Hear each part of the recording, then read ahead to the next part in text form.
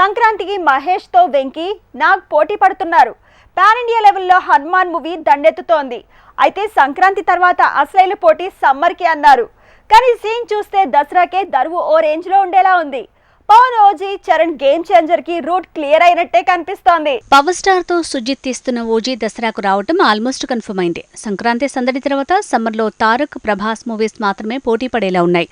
ఆ తర్వాత సంక్రాంతి రేసులో దసరాకే పోటెత్తేలా ఉంది. ఆ పోటీకి పవన్, ఓజీ సిద్ధమవుతుంటే ఉస్తాద్ భగత్ సింగ్ టీం కూడా దసరా, దీపావళి మీదే గురిపెట్టింది. ఓజీని దసరాకు, హరిహర వీరమల్లుని దీపావళికి విడుదలయ్యేలా ప్లాన్ చేస్తుందట ఫిల్మ్ టీం. మరి ఉస్తాద్ భగత్ సింగ్ పరిస్థితి ఏంటంటే అది దసరాకే అంటున్నారు. కానీ పవన్ 2 మూవీస్ ఒకేసారి రిలీజ్ అవటం జరగని పని.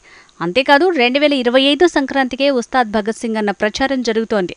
అయితే కనీసం ఓజీ, ఉస్తాద్ భగత్ సింగ్ అయినా ప్రచారం పేరుతో ఏదోలా జనాల్లోకి వస్తోంది. కానీ హరిహర వీరమల్లు టీం నుంచి మాత్రం ఎలాంటి అప్డేట్ లేదు. దసరాకు మెగా హీరోల మధ్య పోటెత్తేలా ఉంది. పవన్, ఓజీ దసరాకు వస్తుందని అంచనాలున్నాయి.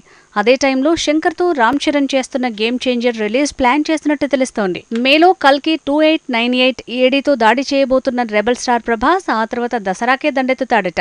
మారుతి మేకింగ్ లో తను చేస్తున్న సినిమా దసరా రిలీజ్ కి ఛాన్స్ ఎక్కువ ఉంది. హను రాఘవపూడి మేకింగ్ లో ఓ మూవీని, సందీప్ రెడ్డి వంగా మేకింగ్ లో స్పిరిట్ కి కమిట్ అయిన ప్రభాస్ ఈ రెండింటినీ సమ్మర్ లో మొదలు పెట్టేలా ఉన్నాడు. అయితే 2 సినిమాలు చేస్తూ 2 మూవీస్ నే సమ్మర్, దసరాకు విడుదల చేస్తూ పర్ఫెక్ట్ ప్లానింగ్ తో ముందుకు వెళ్తున్నాడు. విజయ్ దేవరకొండ సంక్రాంతికే ఫ్యామిలీ స్టార్ గా రావాలి. కానీ తను కూడా మార్చికే దండయాత్ర చేయబోతున్నాడు. గౌతమ్ తిన్ననూరి మేకింగ్ లో చేసే సినిమా మాత్రం దసరాకే విడుదలయ్యేలా ప్లాన్ చేసుకుంటున్నాడు.